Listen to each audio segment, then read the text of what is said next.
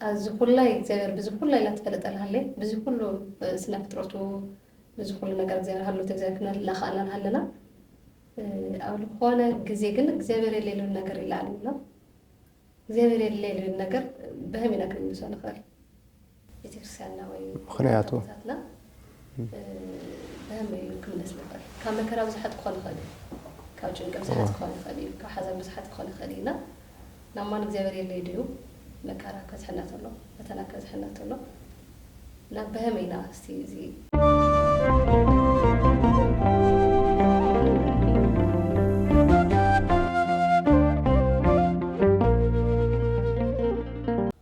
ሰላም ጤና ይሃብልኝ አመናለን ትገነዩ ናተሳይዘና ቤተሰብ ሓዳን ይኻቱም ሰላም እግዚአብሔር ብስኹላትና ይኹን ለማዕልቲ አማ አዲስ ዮናውያን ምስ ቆምስ አቦና መምህር ስላሴ እና ምስ መሳርሕታይ መምህር መላኩ ሓበርና ክንጸንሕና ኣብ ሃልወት እግዚአብሔር ጻንሒት ከለወና እዩ ሓበርኩም መጽ እንቃዕ ደሕና መጽኻቱም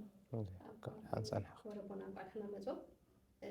ለማዕልቲ ኣብ ሃልወት እግዚአብሔር ጻንሒት ከለወና እዩ እና ሃልወት እግዚአብሔር እንታይ ማለት እዩ? በስመ አብ ወወልድ ወመንፈስ ቅዱስ አሐዱ አምላክ ይትባረክ እግዚአብሔር አምላክ አበዊነ ዘአብጽሐነ እስከዛቲ ሰዓት ካብ ሰዓት ናብ መዓልቲ ካብ መዓልቲ ናብ ወርሒ ካብ ወርሒ ናብ ዓመታት እናሰጋገረ ክሳብ ሰዓት እዚ ክሳብ ደቂቃ እዚ ዘጽንሐና ናይ ቦታትና አምላክ ለባህሪ እግዚአብሔር አምላክና ዝኸበረን ዝተመስገነን ይኹን። ከምኡ እውን ኣብ ኩሉ ክፋል ዓለም ኮይንኩም ነዚ ትምህርቲ እዚ እትከታተሉ ህዝበ ክርስቲያን ኩሉ بسم قويتانا مدحيتنا يسوع كريستوس كما يقنيخاتكم እሞ ናፍቲ ሕቶይ ንምእታው ሃልወተ እግዚአብሔር እንታይ ማለት እዩ ክበሃል እንተሎ ሃልወተ እግዚአብሔር ካብ ግእዝ እንረኽቦ ስርወ ቃል እዩ ሃለወ ነበረ እዩ ዝብል ይህሉ ይነብር ይሃሉ ክነብር ይሃሉ ይንበር ይብል እሞ ሃልዎ ሃልወት ይብል እዚ ንኡስ አንቀጽ ይብል ብናይ ግእዝ አገባብ ፀዋውዑ ሃልወተ እግዚአብሔር ክበሃል እንተሎ ናይ እግዚአብሔር ምንባር ማለት እዩ። ናይ እግዚአብሔር ምንባር ማለት እንታይ ማለት እዩ ክንብል ተለና ድማ እግዚአብሔር ከም ሰብ ካብ ክንዱዚ ዘመን ክሳብ ክንዱዚ ነይሩ ዝበሃል ዘይኮነስ ቅድሚ ዓለም እውን ነይሩ ድሕሪ ዓለም እውን ዓለም ሕሊፉ ዝነብር ኣብ ማእከል ዓለም ዘሎ ዓለም እውን ሕሊፉ ዝነብር ሊቃውንት ክገልጽዎ እንተለዉ እምቅድመ ዓለም ወእስከ ለዓለም ሃሎ እግዚአብሔር በመንግስቱ እግዚአብሔር በትስልስቱ እግዚአብሔር በመለኮቱ ይብልዎ። እዚ ማለት እግዚአብሔር ቅድመ ዓለም ጀሚሩ ብመንግስቱ ነበረ፣ ብሰለስትነቱ እውን ይስለስ ይቅደስ ነበረ፣ ከምኡ እውን ብስልጣኑ እውን ጸኒዑ ይነብር ነበረ። እግዚአብሔር ካብ ኣካሉ ምህላው ስልጣኑ እውን ብሓባር ዝነበረ ቅድሚ ዓለም እውን ዝነበረ ንዓለም ካብ ዘይምንባር ናብ ምንባር ኣምፂኡ ዝፈጠረ ንዓለም ካብ ምንባር ናብ ዘይምንባር ዝሕልፍ ኢሉ እውን ንዓለም ካብ ምንባር ናብ ዘይምንባር ሕሊፉ ንሱ በይኑ ጸኒዑ ዝነብር ህያው ዘላለማዊ ኣምላክ እንገልጸሉ ሃልወተ እግዚአብሔር ተባሂሉ ይጽዋዕ በቤተ ክርስቲያንና ማለት እዩ። ናይ እግዚአብሔር ምህላው እንመሃረሉ ዝብራህርሃሉ ዝትርጎመሉ ዝማሳጠረሉ ኃይለ ቃል እዩ ንምባል ጽቡቕ እግዚአብሔር ምህላው በህመይ ጽቡቕ እግዚአብሔር ሃልወተ እግዚአብሔር ብኸመይ ንፈልጥ ዝብል ሃልወተ እግዚአብሔር መፍለጢ ብዙሕ እዩ። ሶኢልካ ከም ጭብጢ ንምሓዝ ግን ብሓሙሽተ ነገራት ኢልና ክንገልጾ ንኽእል ኢና። መጀመሪያ እግዚአብሔር ንፈልጠሉ ብስነ ፍጥረት እዩ። ብስነ ፍጥረት ከመይ እግዚአብሔር ከመይ ይግለጽ ክበሃል እንተሎ ናይ ስነ ፍጥረት ኣቀማምጣ መልክዕ ጽባቐ ስርዓት ዘይምዝባል ተሳሚዑ ምኻድ እዚ ናይ ከም ሳይንሳውያን ከም ዝብልዎ እዚ ናይ ስሕበት ሓይሊ ዝበሃል ንሱ እንተዛባዕ ነይሩ ወዲ ሰብ ብሂወት ክነብር ኣይኽእልን ዝብልዎ ነገር ኣሎ። እዚ ኣጽኒዑ ዝነብር እግዚአብሔር ኣሎ። ስለዚ ነዚ ዘቐመጠ መን ክትብል እንተለኻ ስነ ፍጥረት ንመምህርነት ይዕድመካ ወይ ብመምህርነት ይቐርብ ማለት እዩ። ቅዱስ ጳውሎስ ነዚ ክገልጽ ተሎ እንታይ ይብል? ወዘኢያስተርኢ እግዚአብሔር እምፍጥረተ ዓለም ይትአወቅ በፍጥረቱ ይብል። ካብ ዓለም ምፍጣር ቅድሚኡ ጀሚሩ ተራእዩ ዘይፈልጥ እግዚአብሔር ብባህሪኡ ተገሊጹ ዘይፈልጥ እግዚአብሔር ብፍጥረታቱ ይግለጽ ይብል። ቅዱስ ዳዊት እውን እንታይ ይብል? ሰማያት ይነግራ ስብሐተ እግዚአብሔር ወቃለ እግዚአብሔር ያየድአ ሰማያት። ሰማያት ናይ እግዚአብሔር ስራሕ ናይ እግዚአብሔር ተግባር የርድኡ ናይ እግዚአብሔር ስራሕ ተግባር ምዃኖም የርድኡ ይናገሩ ይብል። ከመይ እዮም ሰማይ ኣፈ ውፅኡ ይናገር ማለት ኣይኮነን፣ ግን እዚ ጠፈር ክንሪኦ እንተለና ምስ እብነ ኣድማስ ኮይኑ እብነ ኣድማስ ከም ግድግዳ ኮይኑ ንሱ እንደገና ከም ክዳን ከም ላዕሊ መሸፈኒ ኮይኑ ንዓለም ኣኽቢቡ ሒዝዋ ኣሎ። ኣብዛ ማእኸል ዝኾነት ባላይ ንሪኢ ኣላን ጠጠው ኢላ ኣላ ብዘይ ባላ። ነዚ ከምኡ ገይሩ ዝቐመጠ መን እዩ? እዚ ሰማይ መልክዑ እንታይ እዩ ዝመስል? ሰማያዊ ዲና ንብሎ ማይ ዲና ንብሎ እዚ ዝገበረሉ ምክንያት ግልፅ ኢልና ክንሪኦ እንተለና ንዓይንና ከይብዝብዝ ንዓይንና ከም ዝሰማዕ ዕሩይ እንተርሒቕዎ ንዓይንና ከፅግም እዩ ንምርኣይ ኣቕርብ እንተቢልዎ እውን ዝዘቕጠና ዘሎ ክመስለና እዩ። ስለዚ እንታይ ገይርዎ? ልዕል ኣቢሉ ኣብ ዝሰማዕ ቦታ ኣቕሚጡ ንዓይንና እውን ፀሓይ ናብኡ ገፃ ተብርህ ናይቲ ፀሓይ ነፀብራቕ እንደገና ናባና ይመፅእ ናይቲ ሰማይ እዚ ንዓለም መብርሂ ክነብር እሞ ሓደ መዓልተ የቋርፅ ሓደ ደቂቓ የቋርፅ ንዘለኣለም ፀኒዑ ክነብር እንተሎ ሰብ ክሳብ ዘሎ ፀኒዑ ዝነብር እዩ ንሱ። ስለዚ መን ብስርዓት ተቐሚጥዎ? ናይ ወርሒ ስርዓትከ ናይ ከዋክብቲ ስርዓትከ እዚኦም ፀኒዖም በብስርዓቶም ክወፁ በብስርዓቶም ክኣትዉ ዝገበረ መን እዩ ኢልካ ክትሓትት ተለካ እግዚኣብሔር ናይዚ ብስርዓት ዘቐመጠ ኣሎ ንምባል ትግደድ ማለት እዩ። ቅዱስ ጳውሎስ ኣብ ካሊእ ምዕራፍ ከም ዝበሎ ዕብራውያን ምዕራፍ 11 ቁፅሪ 3 እንታይ እዩ ዝብል? እዞም ዝረኣዩ ቤታት ናይ ሰብ ቤት እግዚኣብሔር ከም ዝፈጠሮ ሰብ ከም ዝሰርሖ ዝረአ እንድሕር ኮይኑ ንዓለም ድማ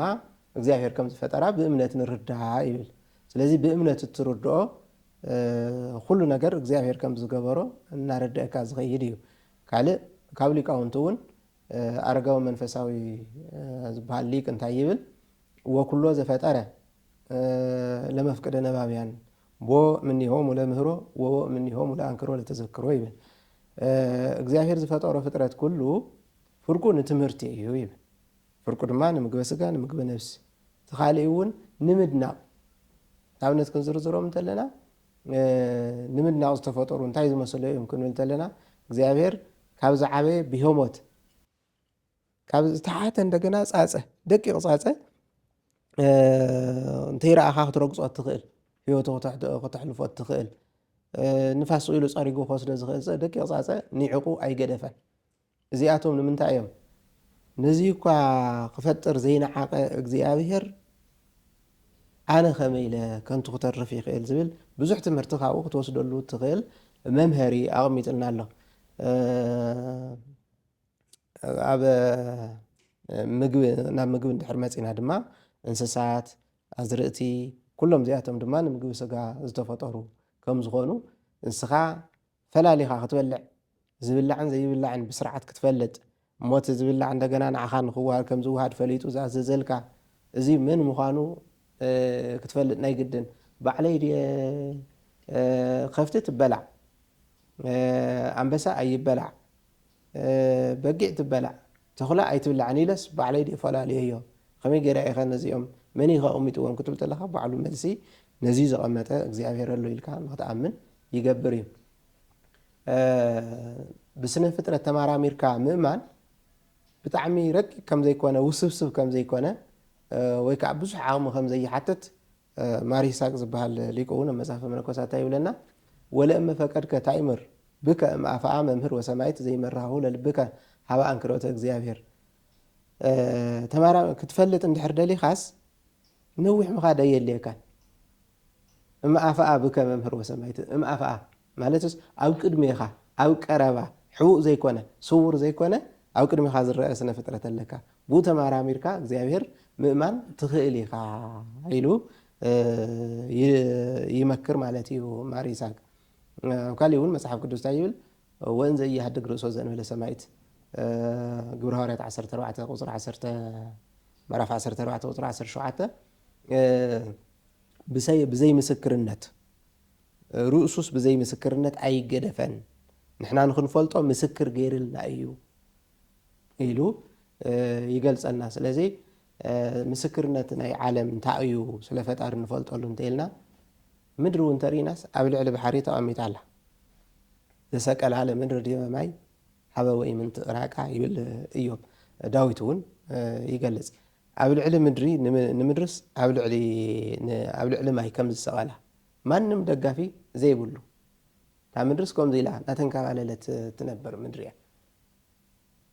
ከምኡ ገይሩ ሳዋሚዑ ዝፈጠረ እቲ ማይ ንታሕቲ ከይስሕቦ እቲ መሬት ንላዕሊ ከይመጦ ነቲ ማይ ከይመጦ ወይ ከዓ እቲ መሬት ፀዲፉ ናብቲ ባሕሪ ከይኣቱ ሚዛኑ ሓልዩ ኩሉ ሚዛኑ ሓልዩ ናይ ስሕበት መንሽም ዝብልዎ ቤት ሳይነስ ሓልዩ ክነብር ሓይሊ ዝበሃል ሓልዩ ንክነብር ዝገበረ መን እንተልካ እግዚኣብሔር እስኪ ኣብ መስከረም ተሪኢኹም ማታ ምድሪ እንታይ ትመስል ዕምባባ ብጫ ዕምባባ ሰማያዊ ጻዕዳ ቀይሕ ዝተፈላለዩ ባሕፂሩ ዝተፈላለዩ ገይሩ የውቅባ ነታ መሬት የውቅባ ታው ስኢሉ ሜዳ ከይኾን ሞ ርእየ ቢልካስ ሓደ ዓይነት ኮይንካ ከይትገድፎ ጠረር ኮይንካ ሞ ጋሪድካ ከይትገድፎ ኣብቲ ትሕት ዝበለ ኣብዚ ልዕል ዝበለ ሽንጥሮ እምባ ሜዳ ነናይ ባዕሉ እቶም እፅዋት እውን ዝተፈላለዩ ነቲ ሓደ ተኽሊ ናርኣኻ ፀኒሕካ ናብቲ ሓደ ክትሓልፍ ተለኻ ናይ ባዕሉ ፅባቐን ናይ ባዕሉ ገፅታን ዘለዎ እዚ እናርኣኻ ክተድንቕ ተለኻ ካብኡ ናብ ኣዕዋፍ ክትከይድ ተለኻ ኣብዞም ብዝሃ ህይወት ዝበሃሉ ኩሎም ብተፈጥሮኦም ክትሪኦም ተለኻ ነዚኦም ኩሉስ በብመልክዑ ሓጋይ ብግዚኡ ክረምቲ እውን ብግዚኡ ንኽመፅእ ፀሓይ 12 ሰዓት ምስ ወድአት ንኽትኣቱ ካብኡ ፀልማት ንኽመፅእ እዚ ዝገበረ መን እዩ ኣፈራሪቕዎ እዞም ነፋሳት ንዓና ህይወት ኮይኖም ንኽነብሩ ኣብ 4 ባህርያት ኣለዎ ምድሪ መሬት ማለት እዩ ማይ ሓዊ ነፋስ እዚኣቶም ተሰማሚዖም ንኽነብሩ መን እዩ እዚኣቶም መሳመሚዕዎም ኣየናይ በዓል ሞያ እዩ እንተልካ እግዚኣብሔር ዝብል መልሲ ይመፅእ ማለት እዩ ሞ ተቐዳማይ ካብ ስነ ፍጥረት እዩ ማለት እዩ ኣብዚ ዝውስኸሉ ነገር ተሃልዩ መምህር ተኣሽሙ ንብል ሞ ናፍቶም ካልኦት ናቐፀልና ክንከይድ ማለት እዩ ክረትያለ ለፅግብ ሂደት ዳሆነይ ታክረስተሆት ግን ከዝና ሰሲ መራይኒና ለምሳሌ ሰባት ልሰራሕናዮ ነገር ከዚ እግዚኣብሔር ፈጣሪ እዩ ፈጢሩ ኢሉ ኣሎ ንሕና ለለ ኣብቲ ልተፈጠረና ነግንል ኣለና መፍጣርና ሰው ይኾነ ስለዚ ዝኾነ ቴክኖሎጂታት ትመፁ ተሎ ማለት ካብቲ እግዚኣብሔር ዝፈጠሮ ነገር እዩ ነግንል ምግና እዩ ፀኒሕና ስነግንል ለምሳሌ መብራት ዝኾነ ግዜ ይነበረ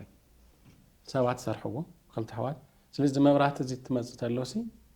ካበይ መፅኦም ሞተልናስ ካብቱ እግዚኣብሔር ዝፈጠሮ ፍጥረት እዩ ካብ ፀሓይ ተዘይትነብርስ እሱ እዩ ስለዚ መራይ ከዚ ገዛና መብራት ርኢናስ መን እዩ መብራት ኢልካ ትሓትት ኢኻ መን ባፈጠሮ መን ኣምፅኦ ክትብል ኢኻ ንማይ ንመብራት ላብ እግዚኣብሔር ላብ ሰብ ትመፅእ እገለ ልብል ስም ከተግኒ ኢኻ ና ኣየር ክትሓስብ ኢኻ ምብራርን ከምዚ ኢልካ ምኻድ መን ገበሮ ሰብ ለለ ካልእ ሕቶ ነምፅእ ኣብ ገዛናስ ቴሌቭዥን ንርኢ ኣለና ስለዚ ቴሌቭዥን ብሪሞት ትንቀሳቀስላ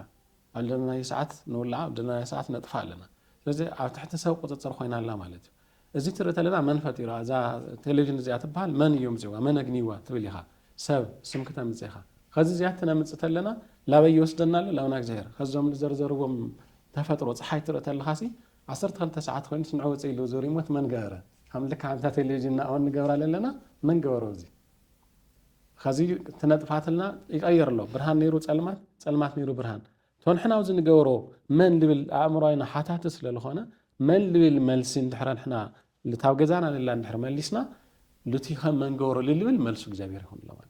ለምሳሌ ትለልዕሉ ኣብ ውሽጥና 7 ባህርያት እኒዋ ተን 4 ውሽጢ ዘለዋሲ ሓዊ ማይ ይስማማዕ ስሩ ሓዊ ማይ ኮፍ ቢልካ ይስማማዕ ብተግባር ንገብሮ ተይልናስ ለይስማማዕ ተሓውስ ለዚ ማይ ለጥፎ እዩ ስለዚ መሬት ለኒኣ ዝትንፋስለ እዚኣቶም ሲ ሃሚሎም ክኾኑ ክኢሎም ልብል ሕቶ ትመፅእ ተሎ ብሰብ ኢልካስ ተሓታት የብሉ እዚ መን ይገብረሉ ሃሎት እግዚኣብሔር ምህላዮስ የርእየና ኣሎ እግዚአብሔር ስለሌለው በአእምሮና ሐምዝ ለሐተትና ለዚህ ልገበራ ሁሉ ወሃይዱ ለኸድሎ እግዚአብሔር ሙኻን ይረሎ አነቦናትና ኸዘ መንገድ ትገልጽ ተለውሲ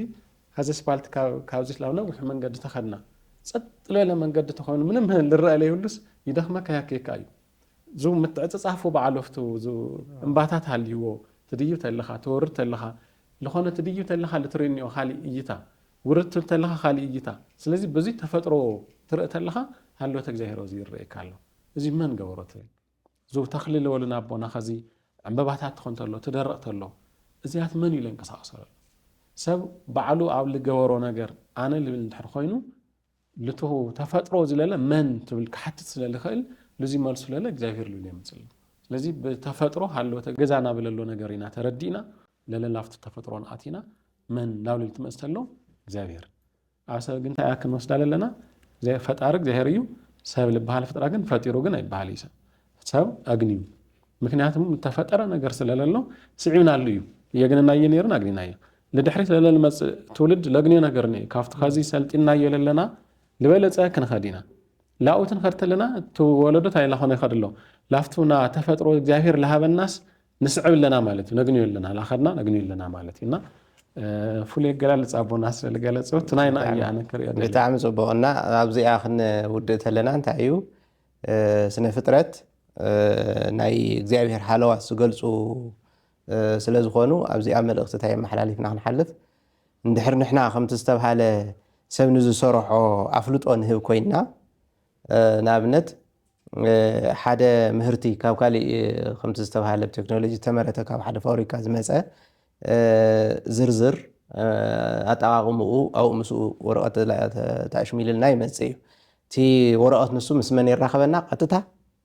ምስቲ ፋብሪካ ወይ ምስቲ መምረቲ ኣካል ይራኸበና እዩ ኣብዚ ድማ ሰብ ይኹን ካልእ ይኹን ቶም ዞም ዘለዎ ብዚ ፍጥረታት ካብ ባዕልና ጀሚሩ ኣነ ሰለስተ እመትን ስድርን ብናይ ባዕለይ ክኸውን ካብኡ ኸ ሰብ ክኾን ኢሉ እውን ኣብዛ ዝነብረላ ዘለኹ ዓለም ክነብር እዚ ኣብ ሰማይ መላእክት ኣለዉ ኣነ ግን ኣብዚ ክነብር ወይ ድማ ከም ዒፍ ሰማይ ዘይከድኩ ወይ ከም ዓሳ ባሕሪ ዘይነበርኩ ወይ ከም እንስሳ ሶኢለ ምንም ገዛ ይሰርሕ ምግበይ እክብ ሶኢለ ኣይነብር ከምዚ ኮይነ ክነብርስ መን ይገይርኒ ዝሕሊና እዚ መን ይፈጢርለይ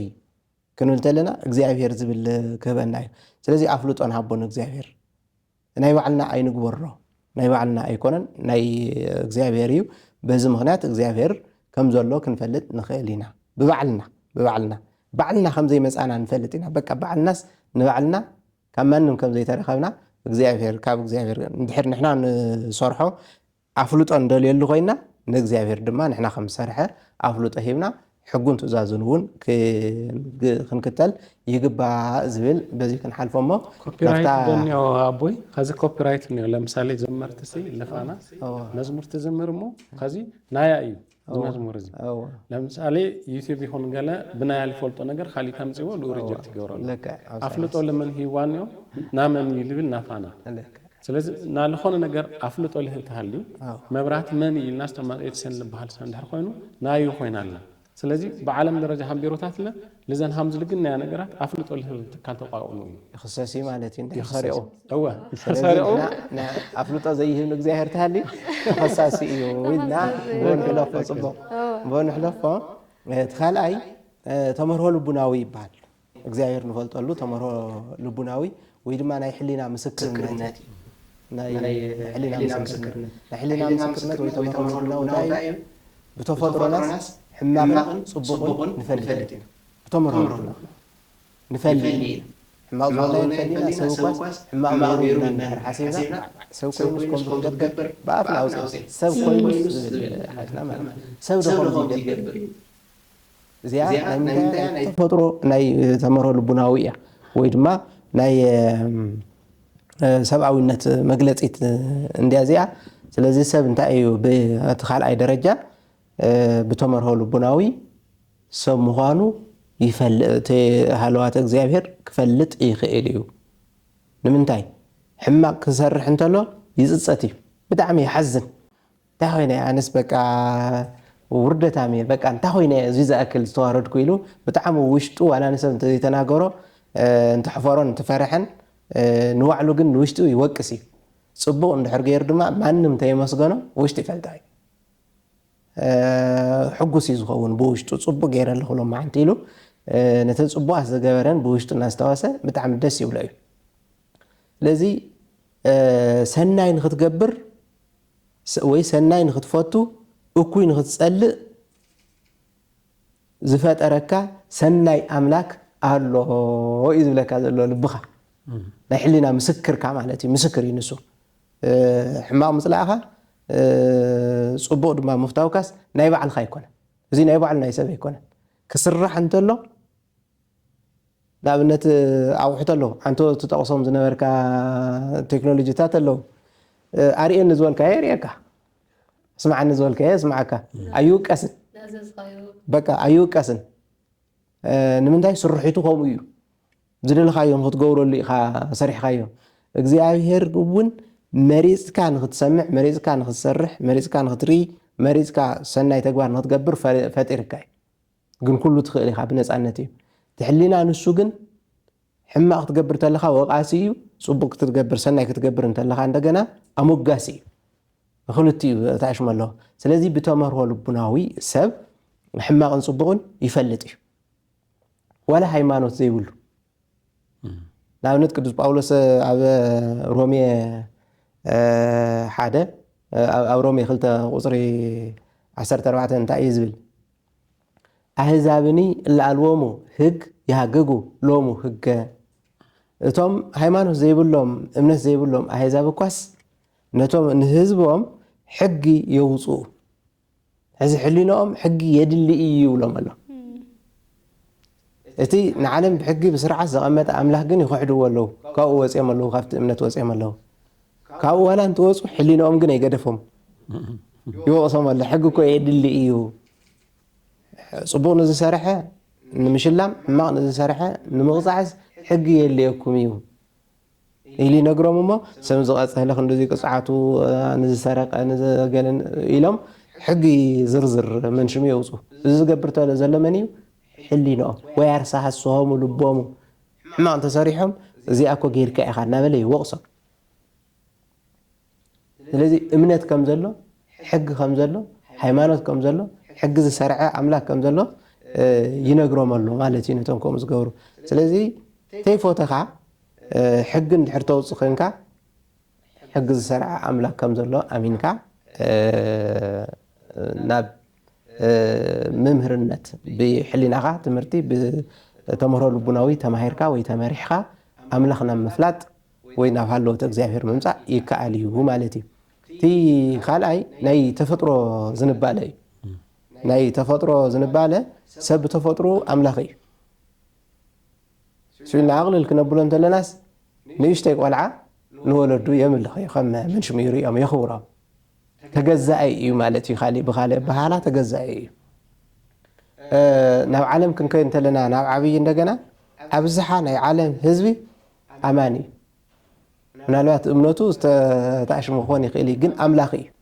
بأملكو درجة خنرد تلنا تزبز حساب اكزيافير الله زبلي حد اكزيافير الله حد فتعرس على إلو زأمني كاو تفعل عليه هيمانوت كوني خيلي هيمانوتو أرثوذكس كوني خيلي وي خالوت مس أرثوذكس ما حصلوا ويدما سلامون كوني خيلي تفعل عليه امنات نيبعلو بتم نصوع كلي خيلي جن እግዚአብሔር الله حد እግዚአብሔር ፈጣሪ الله بزبل حد عينتي ولا تخوم زي بل እንደገና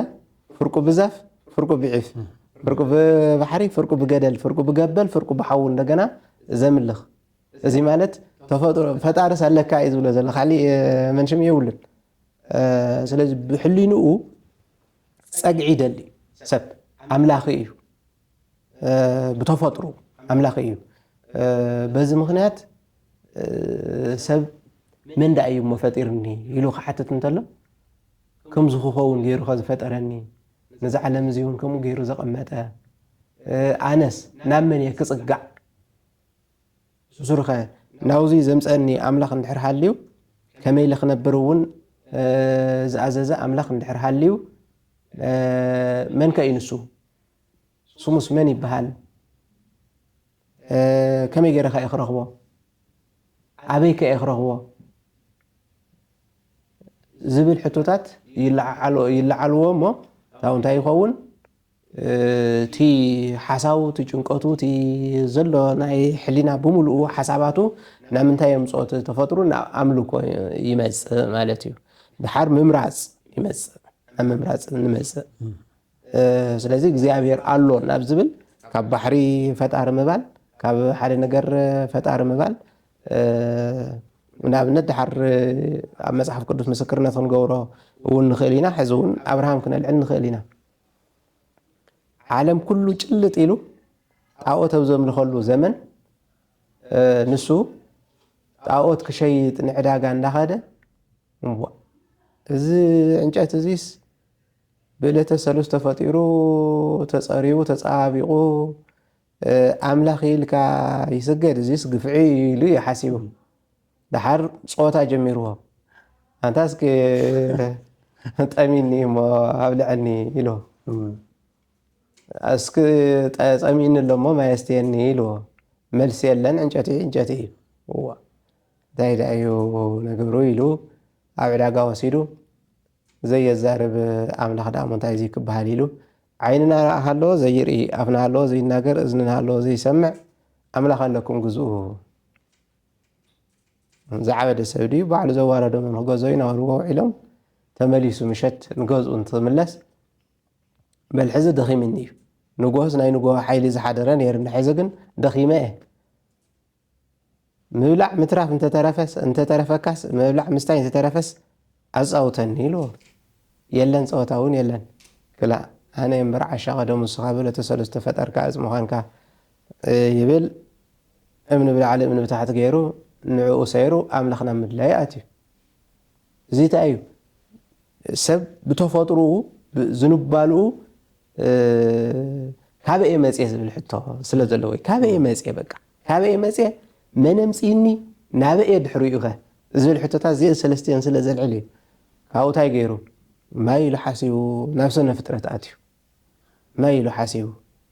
كمل خيلو ما ينبز دلوي وان توصدوا وسبعت